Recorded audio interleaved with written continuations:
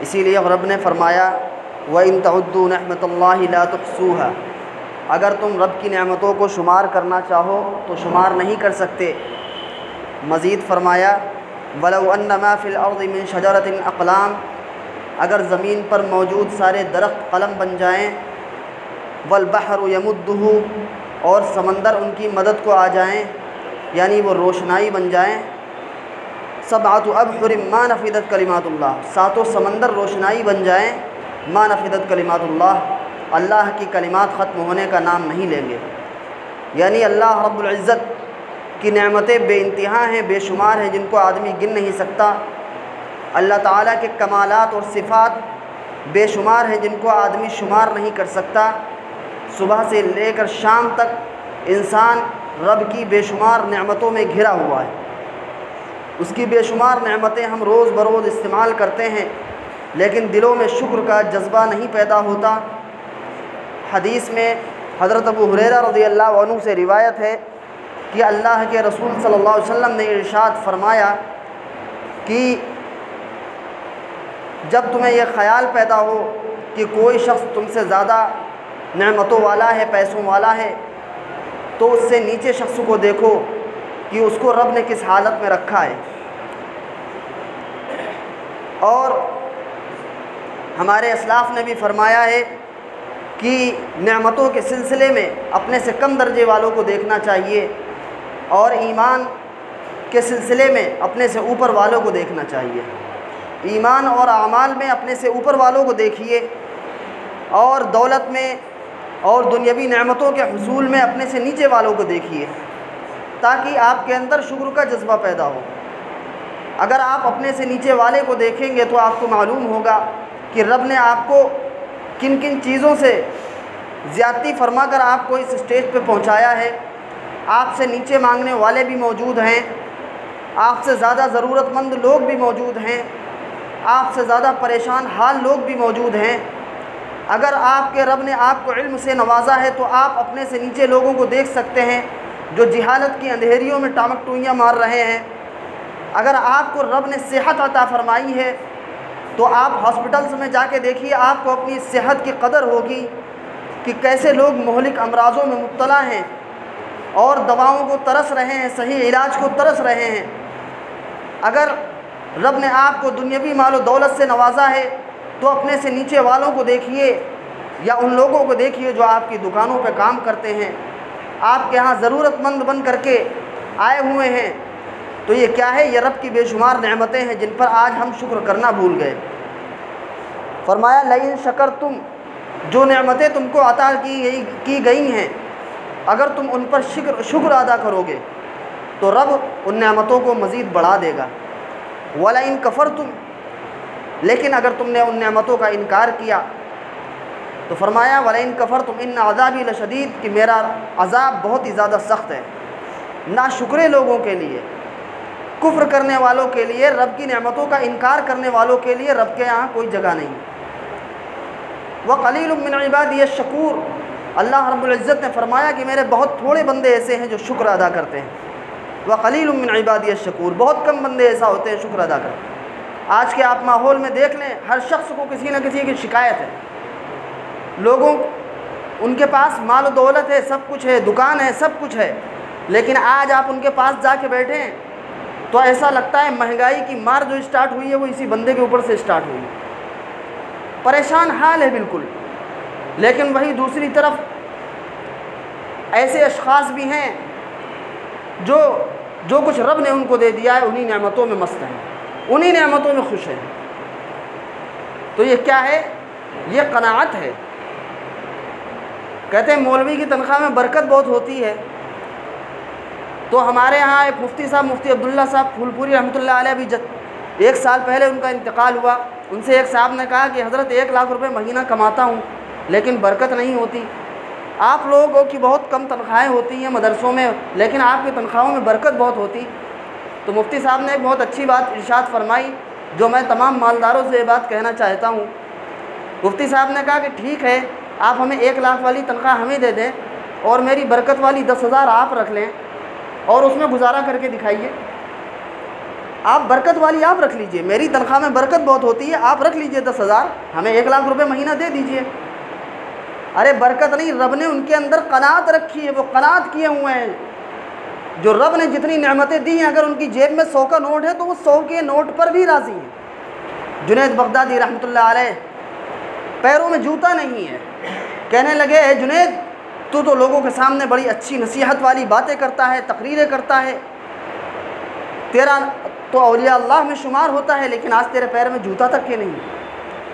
چنانچہ چلتے گئے، جب بغداد کی جامع مسجد میں پہنچے تو دیکھا ایک شخص سیڑھیوں میں پڑا ہوا ہے اور اس کے پیر ہی نہیں ہیں، دونوں پیر ہی نہیں ہیں۔ تو کہنے لگے اے جنید، رب نے تجھ کو پیروں کی نعمت سے تو نوازا ہے، اگر جوتا نہیں تو کیا ہوا؟ تو مسئلہ یہ ہے کہ جو تھوڑی بہت نعمت ہے اس کے اوپر شکر کرنا نہیں چاہتے اور مزید کی خواہش۔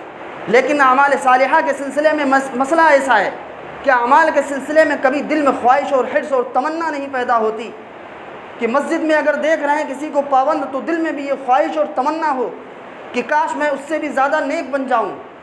اگر کمپٹیشن ہے، اگر اس دنیا کے اندر ریسنگ کا مقابلہ ہے تو صرف مال و دولت اور عزت و شہرت کے پیچھے ہے، صرف اسی چیز کے پیچھے بھاگ رہے ہیں۔ جبکہ رب نے اس تقسیم کو جو کیا ہے اس کو قرآن پاک میں ذکر کیا ہے کہ نحن قسمنا بینہم معیشتہم فی الحیات الدنیا ورفعنا بعضهم فوق بعض درجات لیتخذ بعضهم بعضا سخریا ورحمت ربک خیر مما یجمعون۔ ہم نے اپنے بندوں کے درمیان جو اس روزی کو تقسیم کیا ہے کہ کسی کو زیادہ دیا، کسی کو کم دیا، یہ رب نے اس لیے فرمایا ہے تاکہ لوگ ایک دوسرے سے کام لے سکیں، لیتخذ بعضهم بعضا سخریا، تاکہ لوگ ایک دوسرے سے کام لے سکیں۔ اب آپ بتائیے، آپ کے شہر کے اندر اگر دولت کی منصفانہ تقسیم ہو جاتی، ہر شخص لاکھوں کی پراپرٹی کا مالک ہوتا، اس کے پاس بھی گھوڑا گاڑی ہوتی اور وہ بھی ایک دکان چلا رہا ہوتا، تو جب آپ کو مکان بنانے کی ضرورت پیش آتی، آپ کے ہاں مزدوری کون کرتا؟ آپ کو کہیں دوسرے محلے میں جانا ہوتا، آپ کو رکشے سے کھینچ کے کون لے جاتا؟ آپ کے محلے گندے پڑے رہتے، کیوں کوئی صفائی کرتا آپ کے محلے میں آ کر کے؟ کیونکہ رب نے اس کو بھی دیا ہے، وہ آپ کی غلامی کیوں کرے گا؟ ہر انسان کی ضرورت دوسرے سے جڑی ہوئی ہے، اس لیے اس دنیا کے اندر سارے لوگ ایک جیسے نہیں ہو سکتے۔ سارے لوگ کی جو دولت کی تقسیم ہے رب نے اسی وجہ سے فرمائی ہے کہ بعض لوگوں کو بعض پر حاکم مقرر کر دیا۔ کوئی کسی کی فیکٹری میں مالک ہے، کوئی کسی کی دکان میں مالک ہے، کوئی رکشہ چلا کر کے اپنا پیٹ پال رہا ہے، کوئی مزدوری کر کے اپنا پیٹ پال رہا ہے۔ تو بہتر یہ ہے کہ ہم رب کی اس تقسیم سے راضی ہو جائیں، رب کی اس تقسیم سے راضی ہو جائیں۔ دولت آج کسی کے ہاتھ میں آتی ہے لیکن کل کو اس کی اولاد سے چھین لی جاتی ہے۔ کسی کے یہاں دولت باندھی اور غلام بن کے نہیں رہتی، بلکہ تقسیم ہوتی رہتی ہے اور وہ اپنی جگہ بدلتی رہتی ہے مسلسل، اور کوئی بھی شخص، ہر شخص کے اوپر ایک نعمت کی بھی حالت آتی ہے اور ایک آزمائش کی بھی حالت آتی ہے، بس رب آزمانا چاہتا ہے۔ اور یہ بات یاد رکھیے کہ بہت سے ایسے لوگ ہیں جو پریشان حالیوں میں رب کو خوب یاد کرتے ہیں، رب کے سامنے سجدے کرتے ہیں، رب سے امیدیں لگاتے ہیں، ان کو نیک اعمال کی توفیق ہوتی ہے، وہ قرآن پاک کی تلاوت بھی کرتے ہیں، لیکن جب انہی لوگوں کو رب اپنی نعمتوں سے نوازتا ہے تو یہ لوگ رب سے منہ پھیر لیا کرتے ہیں۔ حالانکہ جس طریقے سے انسان کی ایک اچھی کنڈیشن، ایک بری کنڈیشن اس کے لیے آزمائش ہے، اسی طریقے سے رب کی بہترین کنڈیشن اس سے بھی بڑی آزمائش۔ ایسا ہوتا ہے کہ لوگ پریشان حال ہیں، اگر وہ اللہ تعالیٰ ان کو بے نیاز کر دے، مال و دولت دے دے تو وہ سرکش ہو جاتے ہیں، حالانکہ یہ اس سے بڑی آزمائش ہوتی ہے۔ رب یہ چاہتا ہے دیکھنا کہ آج ہم نے اس کو نعمت سے محروم کر رکھا ہے تو یہ ہمارے در پہ پڑا ہوا ہے، چلو اس کو نعمت دے کبھی آزما لیتے ہیں۔ نعمتیں دی، دلوں کے اندر ایمان کی گرمی ختم ہو گئی، تلاوت کی حلاوت ختم ہو گئی، سجدوں کا شوق چھن گیا، اعمال صالحہ کی حرص جاتی رہی۔ ایسا کیوں ہے؟ یہ وہی مال و دولت ہے جو دلوں میں جا کر کے سانپ بن کے بیٹھ جاتی ہے، جو رشتہ داروں کے قطع تعلقات پر مجبور کرتی ہے، جو انسان کو فخر اور غرور میں مبتلا کر دیتی ہے۔ یہ وہ دولت ہے جس کے پیچھے آدمی بھاگ رہا ہے۔ تو اس لیے ہمیں رب کی اس تقسیم پر راضی ہو جانا چاہیے اور ہمیں رب نے جو نعمتیں دی ہیں اس پر ہمیں شکر ادا کرنا چاہیے۔ اللہ تعالیٰ نے فرمایا نبی عبادی انی انا الغفور الرحیم، اے نبی آپ خبر کر دیجئے کہ میں بہت ہی غفور الرحیم ہوں، وَأَنَّ عَذَابِي هُوَ الْعَذَابُ الْعَلِيمُ، اور میرا عذاب بہت ہی سخت اور دردناک عذاب ہے۔ ایک طرف اللہ رب العالمین یہ بھی بتا رہا ہے کہ میں غفور الرحیم ہوں، لیکن دوسری جانب اپنی غفاریت کو بھی بتا رہا ہے۔ مطلب یہ ہے کہ إِلَّا الَّذِينَ تَابُوا مِن بَعْدِ ذَلِكَ وَأَصْلَحُوا، جنہوں نے گناہ کیے لیکن پھر اس کے بعد توبہ کی اور اصلاح کے راستے پر چلے تو ان کے لیے رب غفور الرحیم ہے۔ وَأَنَّ عَذَابِي هُوَ الْعَذَابُ الْعَلِيمُ، اور جو لوگ اپنے گناہوں پر اصرار کرتے جا رہے ہیں اور توبہ میں جلدی نہیں کر رہے ہیں تو وہ دو گناہ کر رہے ہیں۔ ایک گناہ تو یہ ہے کہ وہ توبہ کو لیٹ کر رہے ہیں توبہ کرنے میں، ایک تو سب سے بڑا گناہ یہ ہے کہ انہوں نے گناہ کیا پھر اس پر اصرار کر رہے ہیں اور توبہ کرنے میں لیٹ کر رہے ہیں، تاخیر کر رہے ہیں، رب کے سامنے ان گناہوں کی معافی مانگنے میں تاخیر کر رہے ہیں۔ سب سے پہلا جرم یہ ہے۔ دوسرا جرم یہ ہے کہ وہ گناہ تو کر ہی رہے ہیں، تو دو جرم اکٹھا ہو گئے۔ تو ایک گناہ ہو فوراً توبہ کی جانب لوٹنا چاہیے، اس لیے رب فرما رہے ہیں کہ نبی عبادی انی انا الغفور الرحیم وان عذابی هو العذاب العلیم۔ رب نے ہمیں ایمان کی دولت سے نوازا ہے، آج ہمیں اس ایمان کی قدر نہیں، حالانکہ اسی ایمان کے بارے میں کفار کہیں گے آخرت میں کہ ربما یود الذین کفروا لو کانوا مسلمین، بہت سارے کافر ایسے ہوں گے کہ جو یہ بات کہیں گے اپنے منہ سے کہ کاش ہم مسلمان ہوتے، لو کانوا مسلمین، کاش ہم صرف نام کے مسلمان ہوتے۔ نام کے مسلمان، پکے مسلمان تو جنت کے حقدار ہیں، وہ تو جنت کے وارث ہیں، وہ تو نبی کے وارث ہیں، وہ جنت کے وارث ہیں، لیکن وہ نام کے مسلمان وہ سوچیں گے کہ کاش ہم مسلمان ہوتے۔ ان الذین کفروا لو ان لهم ما فی الارض جميعا ومثله معه لافتدوا به، یہ کفار جب میدان محشر میں ہوں گے تو یہ آرزو اور تمنا کریں گے کہ لیفتدوا به، کہ کاش دنیا کے اندر زمین کے اندر جو کچھ بھی ہے اور آسمان میں جو کچھ بھی ہے وہ سونے سے بھر جائے اور اس کے بدلے میں ہم جہنم سے خلاصی پا جائیں۔ ان کو خلاصی نہیں ملے گی۔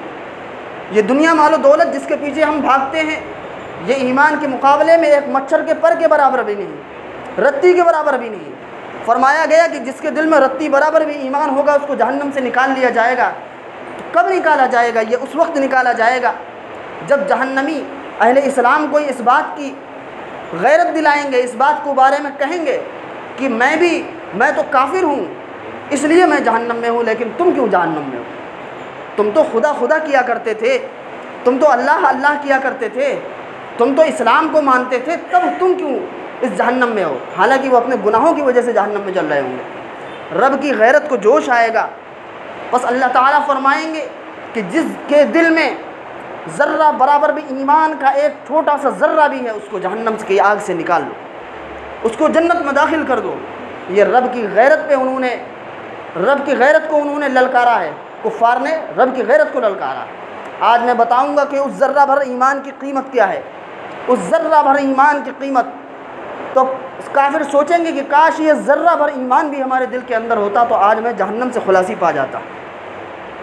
چنانچہ جب جہنمی نکال لیے جائیں گے، موت کو ایک میڈھے کی شکل میں ذبح کر دیا جائے گا کہ اب نہ کسی کو موت آنا ہے نہ کسی کو زندگی آنا ہے، اور جہنمین کو جہنموں کے بڑے بڑے باکسز میں ڈال کر کے ان کو جہنم کے تہخانوں میں ڈال دیا جائے گا اور جہنم کے منہ کو بند کر دیا جائے گا، جو جہاں ہے وہ ہمیشہ رہے گا۔ اللہ تبارک و تعالی ہم کو اس دنیا سے کوچ کرنے سے پہلے آخرت کی تیاری کرنے والا بنا دے۔